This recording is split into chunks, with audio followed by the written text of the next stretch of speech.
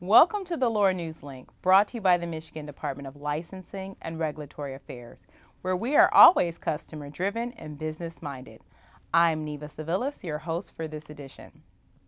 This past November, LARA's Bureau of Health Professions merged with LARA's Bureau of Health Systems to become the new Bureau of Healthcare Services, or BHCS.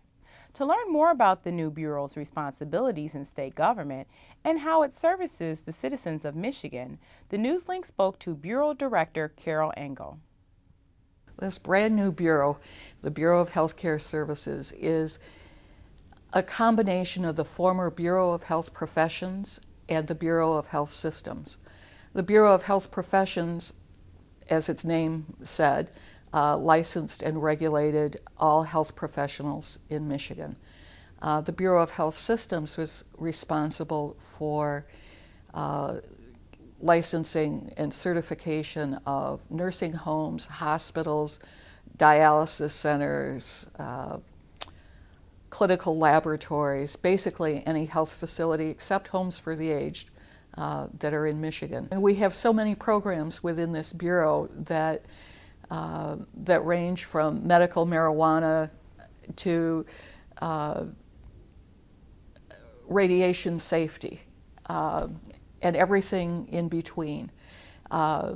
Clearly, the public health, safety, and welfare is our top priority, and that's sort of our guiding responsibility in everything that we do within the Bureau.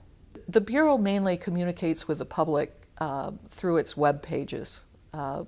We have web pages set up for each specific area, and in fact we're in the process of revising them to make them more user-friendly. We've been working a lot on process improvements.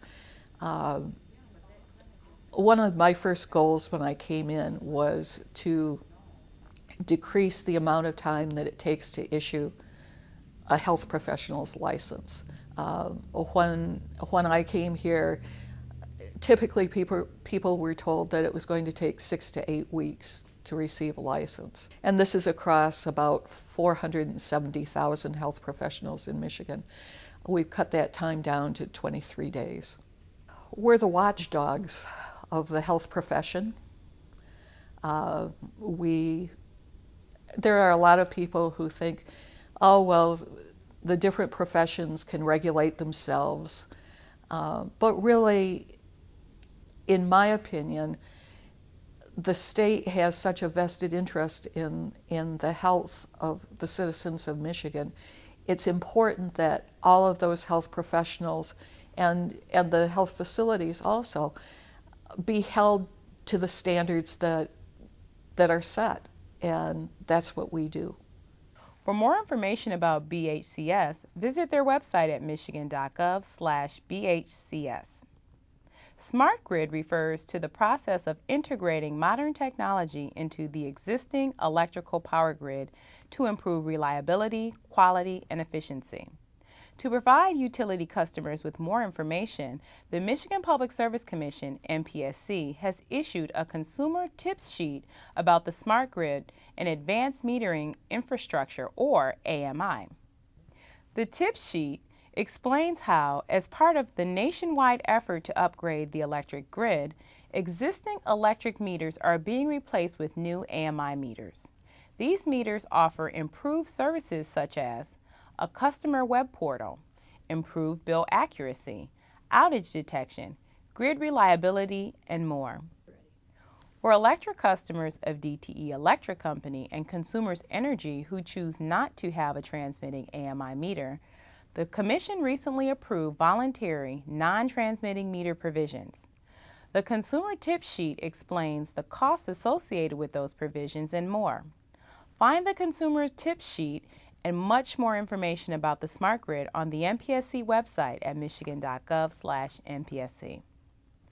As part of the agency's initiative to upgrade and improve services, the Unemployment Insurance Agency, or UIA, is upgrading its 30-year-old computer system to offer faster, more efficient, and more user-friendly business transactions.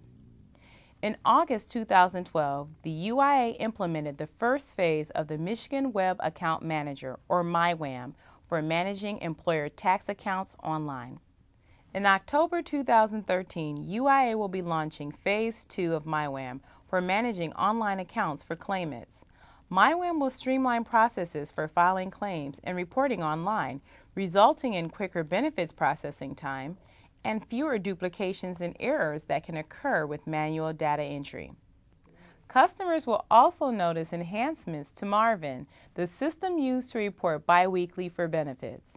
Stay tuned to the LARA News Link for more information about the UIA's new online web account system in the upcoming weeks, and visit the UIA website at michigan.gov/UIA. And that concludes this edition of the LARA News Link. To stay connected with all the latest information, be sure to like us on Facebook and follow us on Twitter. And as always, you can subscribe to the LARA YouTube page. So until next time, thanks for watching and take care.